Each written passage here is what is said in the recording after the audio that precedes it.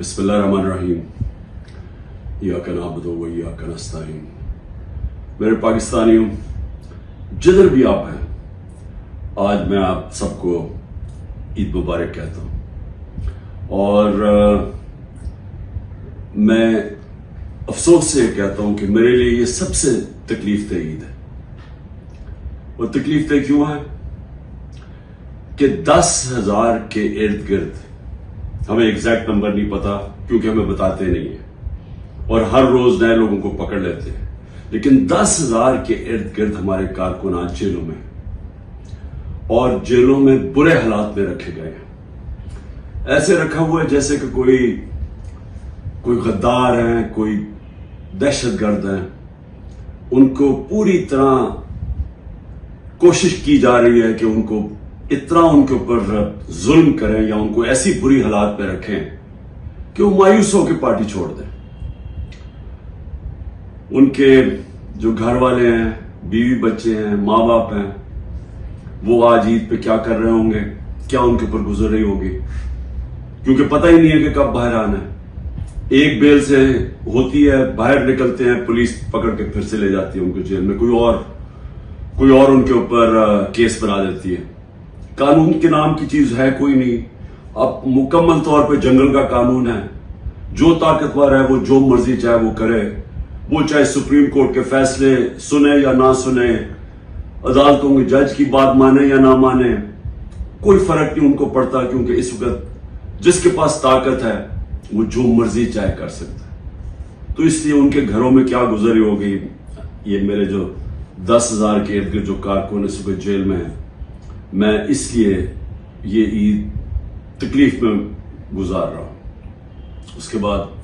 اس کے علاوہ ہمارے پولیٹیکل لیڈرز ہیں، میں آج ان کو عید مبارک بھی کہتا ہوں، سلام بھی کرتا ہوں، کیونکہ ان کو صرف اس لیے جیلوں میں رکھا ہوا ہے اور ان کے اوپر ہر قسم کا پریشر ڈال رہے ہیں کہ بس وہ ایک لفظ ایک جملہ کہہ دے کہ جی میں تحریک انصاف چھوڑ رہا ہوں، پھر سب کچھ معاف ہو جاتا ہے۔ جس طرح پوچھا گیا ایک سوال پریس کانفرنس کے دوران ISPR کی کہ جی بتائیں کہ یہ اتنے بڑے الزام لگائے ہوئے بغاوت کے اور دہشت گردی کے، لیکن جب وہ پارٹی چھوڑتے تو سب معاف ہو جاتا ہے۔ تو وہی ان کے اوپر پریشر ڈالا ہوا ہے۔ تو میں آج ان کو سلام بھی کرتا ہوں۔ ہمارے خاص طور پہ جو خواتین، ابھی تک 50 خواتین صرف لاہور کے جیل میں ہیں، جس میں ڈاکٹر یاسمین اور عالیہ حمزہ، ان کو میں خاص طور پہ خراج تحسین پیش کرتا ہوں۔ ان کے علاوہ بھی جو اور عورتیں ہیں، لیکن ان کے اوپر پورا زور لگایا گیا ہے کہ یہ پارٹی چھوڑ دیں یا یہ اپروور بن جائے۔ اپروور بننے کا مطلب کہ جی عمران خان نے ہمیں کہا تھا کہ وہاں جا کے جلاؤ گھراؤ کرو، تو اس لیے اگر وہ یہ کہہ دیں تو ان کو پھر جیل سے نکال دیا جائے گا۔ اور باقی جو میرے اسٹالورٹس ہیں، جس میں شیریار افریدی ہے، جو اس کے اوپر جو گزری ہے، ان کی بیوی کو اٹھایا ساتھ، پھر ان کو پھر بیوی کو پکڑنے اور بچوں کے ساتھ پکڑنے کی کوشش کی، اور جن حالات میں رکھا، وہ جو ڈیتھ سیل ہوتا ہے اس کے اندر چھوٹے سے کمرے میں توڑنے کے لیے اس کو، علی محمد جتنا پریشر اس کے اوپر، بار بار اس کو پھر جیل میں لے آتے ہیں، اور یہاں میاں محمود رشید، اعجاز چودھری، عمر چیمہ کی بیوی کو پکڑ کے جیل میں ڈال دی۔ اس کا کیا قصور ہوگا، صرف توڑنے کے لیے کہ کسی طرح یہ کہیں کہ ہم تحریک انصاف چھوڑ رہے ہیں۔ 16 لوگ ہمارے شہید ہوئے، گولیاں ماری گئی ان کو 9 مئی کے بعد۔ کوئی ان کی بات ہی نہیں کر رہا کہ 16 لوگ جو کنفرمڈ ہمارے پاس ہیں جن کی شہادتیں ہوئی ہیں، اس کے علاوہ 9 اور ہیں، لیکن ہم اس لیے کنفرم نہیں کر سکتے کہ ان کے جو گھر والے ہیں وہ چھپے ہوئے ہیں۔ یہ جو دہشت اور یہ جو خوف کی فضا بنائی ہوئی ہے وہ چھپے ہوئے ہیں، اور وہ کنفرم نہیں کرتے، بولتے بھی نہیں ہیں۔ یہ 16 کا تو کنفرم ہے، 25 کو گولیاں لگی جس سے شہید ہوئے، اس کے علاوہ دو نوجوانوں کی ٹانگیں کٹ گئی، اور ایک کے پیٹھ میں گولی لگی جس کی وجہ سے وہ پیرالائز ہو گیا، بیڈ ریڈن ہے مکمل طور پر۔ کوئی انویسٹیگیشن نہیں ہوئی, کوئی نام نہیں لیتا, بلڈنگ جلی. میں خود کہتا ہوں کہ ان کے جنہوں نے بلڈنگ جلائی ان کے خلاف ایکشن لینا چاہیے, انہوں نے جرم کیا.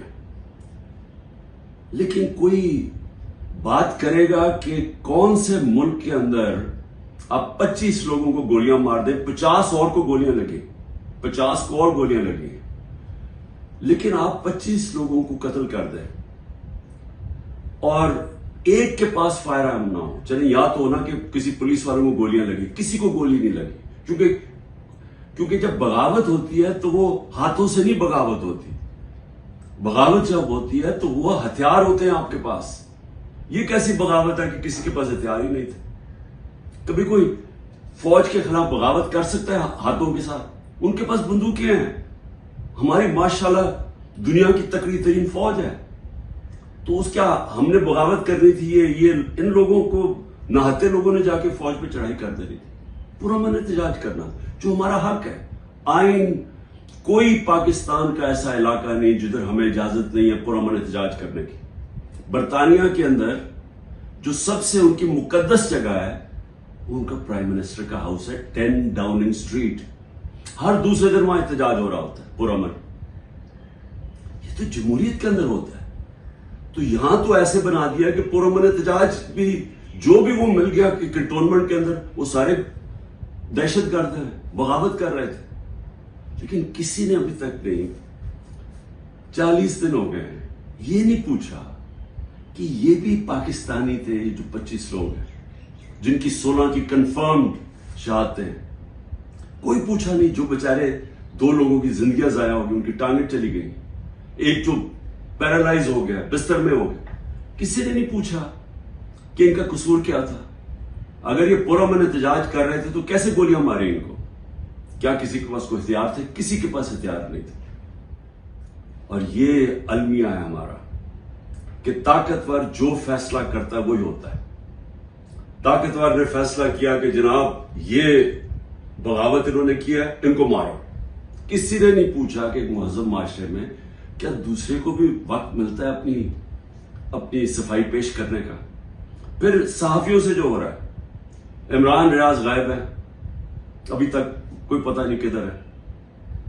40 دن ہو گئے, ان کے گھر میں بچے ہیں, بیوی ہے. وہ کیا اس کا کیا جرم تھا؟ کیا اس نے بھی بغاوت کی تھی؟ کیا وہ اپنا موقف ہی پیش کر رہا تھا نا؟ تو کون سی جمہوریت میں اس کی اجازت نہیں ہے؟ 4 بڑے بڑے صحافی ملک چھوڑ کے باہر چلے گئے. ایک نے بھی اعلان کیا ہے, پرانا 50 سال پرانا صحافت کرتا ہے کہ جی میں اب سیاست پہ بات ہی نہیں کروں گا. تو یہ کیوں اتنا خوف ہے؟ کیوں اتنا خوف ہے کہ دوسرا موقف نہ پیش ہو جائے؟ کیوں میڈیا کے اوپر پورا کنٹرول کر لیا ہے کہ سارے میڈیا کا منہ بند کر دیا جائے اور صرف جو سرکاری ورژن ہے وہ صرف میڈیا پہ آئے؟ کیوں ڈر ہے؟ اگر آپ سچ اور حق پہ کھڑے ہیں تو بولیں تو دوسروں کو, آپ ثابت کریں. کیوں صرف یہ کہ عمران خان نے اب الیکشن نہیں لڑنا, اس کو نہیں آنے دینا ہم نے پاور میں. پھر یہ جو ہوا ہے 9 مئی کو, اب یہ 9 مئی کی میں پھر سے کہتا رہتا ہوں انویسٹیگیشن تو ہو. میں یہ کہتا ہوں کہ چلے ملٹری کورٹس کر دیں, چلے عمران خان کو آپ یہ ان عدالتوں میں نہیں, ملٹری کورٹس میں لے, لیکن اس ملٹری کورٹ کے اندر مجھے موقع ملے, ٹیلی وائز ہو, سب کو پتا چلے, مجھے اپنا موقف پیش کرنے کا وقت دیا جائے. آپ اپنا موقف دیں, میں اپنا موقف دیتا. کیونکہ کیا ہم سچ اور حق چاہتے ہیں کہ پاکستان میں ایسی چیزیں آگے سے نہ ہوں, یا صرف اور صرف مقصد یہ ہے کہ کسی نہ کسی طرح تحریک انصاف کو ختم کریں؟ اس عید کے اوپر جتنی میں نے پاکستان میں مایوسی دیکھی ہے میں نے اپنی زندگی میں نہیں دیکھی.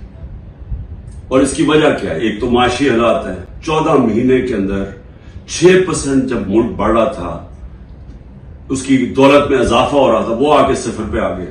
انڈسٹری بند ہو گیا, بے روزگاری ہے, 38% مہنگائی ہے جو پاکستان کی تاریخ میں سب سے زیادہ ہے. جب دنیا کے اندر قیمتیں 35% نیچے چلے گئے ہیں, جس کی وجہ سے ہوئی تھی, جو تیل کی قیمتیں, کموڈٹی, گھی, یہ سب 35% نیچے چلا گئے.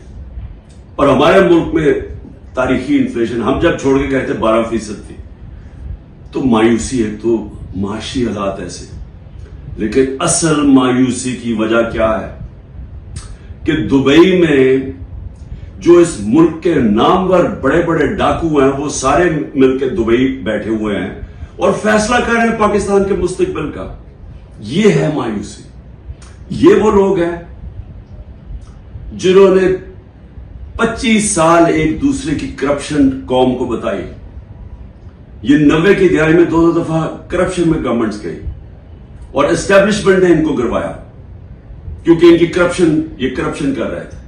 ان کی کرپشن کے چرچے پہلی دفعہ ہے، سارے مال پتا چلا.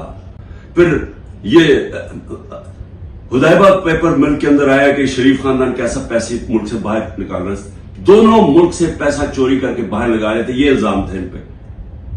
ان کو ہٹایا، جنرل مشرف آئے، انہوں نے ان کی کرپشن بتائی دنیا کو کہ انہوں نے کیسے ملک کو لوٹا اور پھر این آر او دے دیا. 10 سال پھر لوٹا انہوں نے. اب وہ لوگ آج بیٹھ کے جو مجھے لوگوں نے ووٹ دی تھی ان سے تنگ آ کے وہ آج ملک کے مستقبل کا فیصلہ کر رہے ہیں. یہ ہے مایوسی. یہی ملک کی اسٹیبلشمنٹ نے ان کی چوریاں بتائی ہیں. انہوں نے ہمیں ہمارے جیسے لوگوں کو بتایا کہ کون سے یہ جب فلانے ملک میں گئے تو وہاں کون سا زرداری نے کانٹریکٹ کیا. یہ وہ لوگ ہیں جنہوں نے پاکستانی فوج کو بدنام کیا میمو گیٹ میں اور ڈان لیکس میں. یہ وہ لوگ ہیں جن کی اربوں ڈالر باہر پڑے ہوئے ہیں. یہ وہ لوگ ہیں جن کے باہر کے اخباروں کے اندر ان کے چرچے ہیں کرپشن کے، کتابوں کے اندر ان کا بتایا ہوا کہ یہ کیسے دونوں چوری کرتے تھے. یہ آج سارے مل کے بیٹھ کے ملک کی مستقبل کا فیصلہ کر رہے ہیں. یہ ہے مایوسی آج پاکستان میں. اس لیے لوگ چھوڑ کے جا رہے ہیں. 9 لاکھ آپ کے پروفیشنل جب ملک سے نکل جاتے ہیں، یہ ڈالر سے بھی زیادہ نقصان ہے. جو ڈالر ملک سے باہر جا رہا ہے وہ زیادہ نقصان ہے. پوچھیں جب آپ کے ملک کے اندر کوالٹی کے لوگ نہیں رہتے کدھر سے آپ ملک چلائیں گے؟ جو اگر شوکت خانم بنا پاکستان میں تو کدھر سے آئے تھے؟ سارے پاکستانی باہر کوالیفائڈ لوگ جنہوں نے آ کے شوکت خانم میں کام کیا تھا. 10% چھوڑ کے چلے گئے. اور جب ان کو ریپلیس کیسے کریں گے؟ اگر یہی سعودی عربیہ میں یا دبئی میں بنتا ہے ایک کینسر ہاسپٹل تو وہ باہر سے لوگوں کو فورنرز کو لے کے آتے ہیں کیونکہ ان کے ملک میں ایکسپرٹیز نہیں ہے.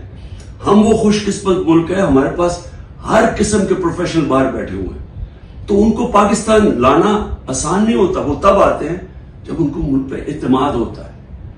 تو جو آج حالات ہیں، یہ اگر 10% شوکت خانم کے کنسلٹنٹ چھوڑ کے جا رہے ہیں، یہ ہر جگہ پروفیشنلز جو 9 لاکھ لوگ جا رہے ہیں، یہ اندازہ نہیں کتنا بڑا نقصان ہوا ہے پاکستان کو اور ہوتا جا رہا ہے. اتنی کوشش کی ہے عمران خان کو اور پی ٹی آئی کو ذلیل کرنے کی. ذرا کرے نا آج الیکشن. میں چیلنج کرتا ہوں کہ ساری ان کو امپائر ان کو دے دیں، الیکشن کروا دیں. کیوں ڈر رہے ہیں الیکشن سے؟ کیونکہ آپ جو مرضی کر لیں، جب عوام کے دلوں میں ایک نظریہ آ جاتا ہے، آئیڈیا آ جاتا ہے، آپ اس کو شکست نہیں دے سکتے. انگریزی کا محاورہ ہے no force can defeat an idea whose time has come. جب ایک نظریہ آ جاتا ہے اس کو آپ شکست نہیں دے سکتے. آپ ڈنڈے مار کے، بھیڑ بکریاں نہیں ہے کہ ڈنڈے ماریں گے، یہ مریں گے، ظلم کریں گے تو جو ایک دم یہ چپ کر کے بھیڑوں کی طرح آرام سے لائن میں لگ جائیں گے. یہ انسان ہے، انسان فیصلہ کر بیٹھے. جب بھی الیکشن ہوگا میرا چیلنج ہے تحریک انصاف جیتے گی.